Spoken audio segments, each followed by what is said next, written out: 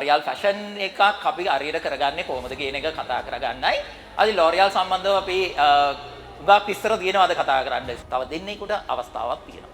ඒ දෙන්න ඇවිල්ලා එක්කෙනෙක් අනිවාර්යයෙන්ම ග්‍රේ කව කරන කෙනෙක් ආව නම් ගොඩාක් හොඳයි.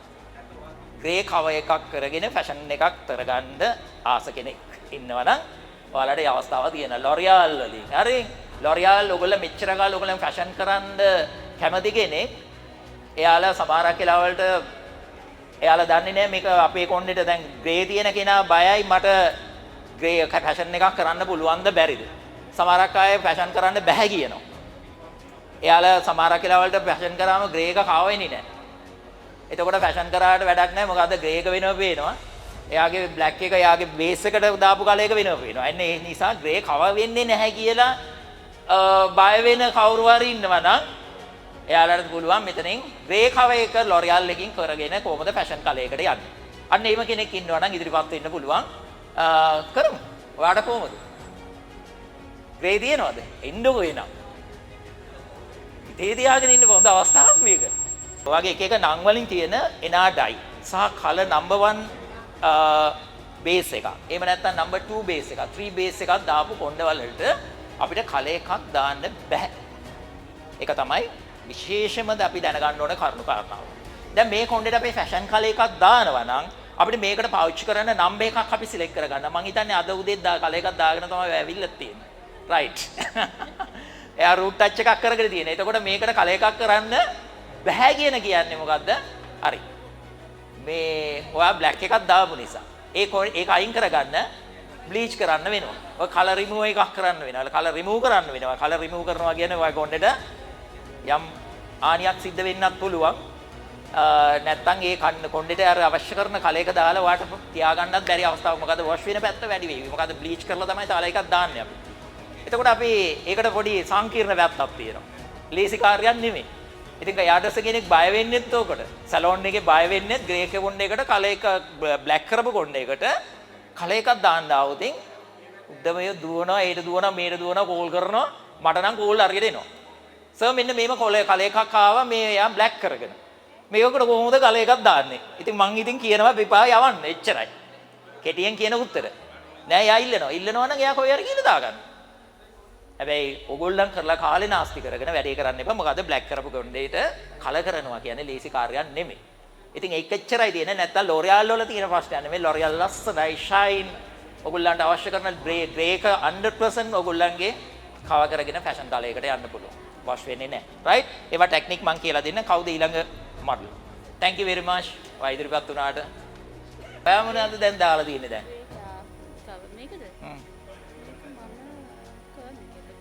දැන් මං ගන්න නම්බර් එක මං ගන්න. 1 එක දාලා තියෙනවා. රයිට්. අපි මේව දෙයක් කරමු.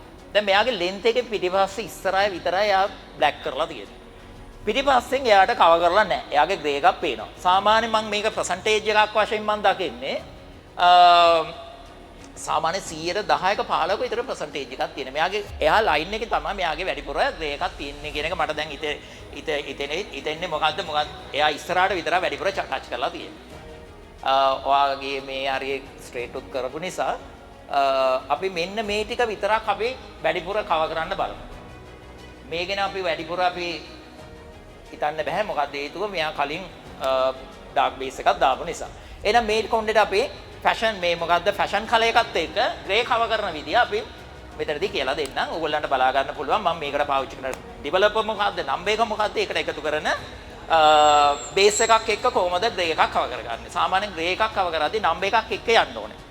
දැන් අපි ෆැෂන් කලර් එකක් උදාහරණයක් ගත්තොත් අපි උදාහරණයක් L'Oreal වල තියෙනවා ග්‍රේ ෆැෂන් කලර්ස් වල ස්පෙෂල් නම්බර්ස් ටිකක් තියෙනවා. 3.20 කියලා අපි කියන්නේ වෙල 3.20 කියන නම්බර් එක. ඊළඟ එකක් තියෙනවා 4.26 කියන නම්බර් එකක් තියෙනවා. රෙඩ් වයලට් එකක්. රයිට්? ඊළඟ එකක් තියෙනවා 5.26 කියන නම්බර් එකක් තියෙනවා. රයිට්? විශේෂම නම්බර් එකක්. ඒක සාමාන්‍ය රෙඩ් ෆැෂන් එකක් එක්ක රෙඩ් වයලට් ෆැෂන් එකක්. ඒ නම්බර්ස් වලින් තමයි ගොඩාක් සැලොන් වල ග්‍රේ කව කරන්නේ. ඒක අර වෙන කොච්චර බ්‍රෑන්ඩ්ස් ඉබ්බොත් එයාඩස්ස්ලා කැමති L'Oreal කලර් වලින් ෆැෂන් කලර් කරන්න. මොකද කස්ටමර්ස්ලාත් ඉන්නවා. මමත් එයාඩස් කෙනෙක් ඉන්න මං ගාවට කස්ටමර් ඇවිල්ලා යන්නේ. ඔයගොල්ලෝ L'Oreal එකේද කලර් කරන්නේ? ඇයි ඒ? නෑ මං ග්‍රේ කරන්නේ ඒකෙන් කලයක නම් වොෂ් වෙන්නේ නෑ. ගොඩක් කල් තියාගන්න පුළුවන්. මට නම් එදා ඉඳන්ම මම ලොරියල් අනික ලොරියල් එක්ක තියෙන විශ්වාසය. මොකද හේතුව කස්ටමර් ෆීඩ්බැක් එක. කස්ටමර් ෆීඩ්බැක් අපිට අවශ්‍යයි. මොකද හේතුව එයා දැස කෙනෙක් වුණාම එයාගේ ෆීඩ්බැක් එකත් එක්ක තමයි අපි යමක් කරන්නේ. එතකොට බ්‍රෑන්ඩ් එකත් එක්ක අපි විශ්වාසය වැඩ කරන්නේත් ඒකත් එක්ක. එහෙනම් අපි ලොරියල් කියන අද නාමයත් එක්ක ලංකාවේ ග්‍රේ කියන විශේෂයෙන් අපි ගත්තොත් I think නැතුවම බැරි තත්යකට. නැතුව බැරි තත්යකට අදපත් වෙලා තියෙන ග්‍රේ ෆැෂන් එකක්. හොඳේ. ඒක මතක තියාගන්න. එතකොට ග්‍රේ අපි කොයි වෙලෙත් මතක තියාගන්න අපි කොයි වෙලෙත් ග්‍රේ ෆැෂන් එකක් හැටියට නම්බර්ස් වශයෙන් 3.20 4.26 5.26 කියන නම්බර්ස් විශේෂයෙන්ම ඔයගොල්ලන්ගේ සැලොන් වල තියාගන්න බේස් කලර් නම්බර්ස් මම කියන්න මොන නම්බර් එකද. Thank you very much. ඔයත් මෙයාට වාඩි කරන්න. රේඛාවයකට දාන්න යන්නේ වෙලා 5.26 කියන red violet කලර් එකයි මේ බේස් කලර් එකයි 5 බේස් එකයි මේකේ අතරින් එකක් මේකට 115ක් 20ක් අතර ග්‍රේ එකක් තියෙන නිසා අතරින් එකක් බේස් එකක් දාන්න ඕනේ. එහෙනම් මම බේස් එකෙන් මේකෙන් අතරින් එකක් කියන්නේ මේක ඇවිල්ලා 50 ග්‍රෑම් එකක් නම් මේක 50 ග්‍රෑම් එකක්. මේක ග්‍රෑම් 50ක ටියුබ් එකට අතරින් එකක් මේකෙන් 12.5ක අතරින් එකක් මේකට ඇඩ් කරගන්නවා. ඇඩ් කරගෙන ඒකට ඩිවෙලොප් එකක් එකට එකමාර 6% එකකින් මම දැන් ඇප්ලයි කරන්න යන්නේ. මේක තමයි නම්බර්ස් දෙක. ග්‍රේ එකට. මතක තියාගන්න ලොරියල් එකේ ග්‍රේ කවර් එකට භාවිතා කරන මම නම්බර්ස් කීපයක් කිව්වා. ඒක මම ඔයගොල්ලන්ට මම කලර් ප්‍රශ්නයක් ආද්දි මම අහනවා. රයිට්? කලගෙන ආද්දි මම කියනවා. දැන් මේක ස්ට්‍රේටින් ඉවරයිනේ. තව තියෙනවා. රයිට්? එහෙනම් මේකට පාවිච්චි කරන්න යන්නේ මේක 5.26 එකයි 50 එකයි මික්ස් කරගෙන අතරින් එකක් මික්ස් කරගන්න. හේතුව මොකද්ද? percentage එක වෙනස් වෙයි. මොකද්ද? ග්‍රේ percentage එක අපි දාන ප්‍රමාණය වෙනස් වෙනවා. රයිට්? මේ percentage එක 15ක විතර ප්‍රමාණයයි තියෙන ග්‍රේ එක. ඒක නිසා අතරින් එකයි.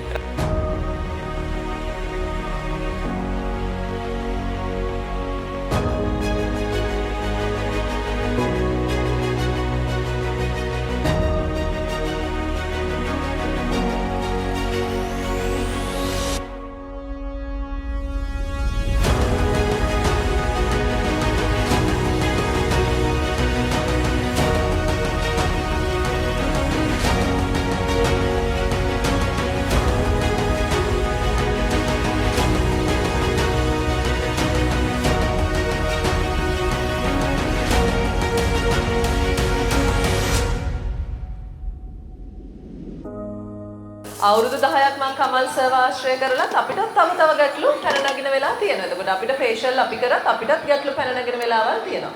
ඒකට සපෝට් කරන්න තමයි L'Oreal එකේ YouTube channel එක තියෙන්නේ. ඔයගොල්ලෝ අනිවාර්යයෙන්ම subscribe කරලා තියාගන්න ඕනේ Salon Guru කියන L'Oreal එකේ YouTube channel එක. ඒකේ ඕගොල්ලෝ කරන සලෝන් එකක් ඇතුලේ කරන ප්‍රොෆෙෂනල් ඕගොල්ලෝ කරන්න අවශ්‍ය වෙන වැඩ කටයුතු ස්ට්‍රේට් වෙන්න පුළුවන්, මොඩින් වෙන්න පුළුවන්, කලර්ස් වෙන්න පුළුවන්, ෆේෂියල්ස් වෙන්න පුළුවන්. ඒවා කොහොමද කරන්නේ කියලා පියවරෙන් පියවර ඕගොල්ලොන්ට කියලා දෙනවා. ඉතින් subscribe කරලා bell icon click කරලා කරන්න තියෙන ඔක්කොම ටික කරලා සලෝන් ගුරු කියන එක ඕගොල්ලොන්ට follow up කරලා තියාගන්න එක ගොඩක් වැදගත් වෙනවා.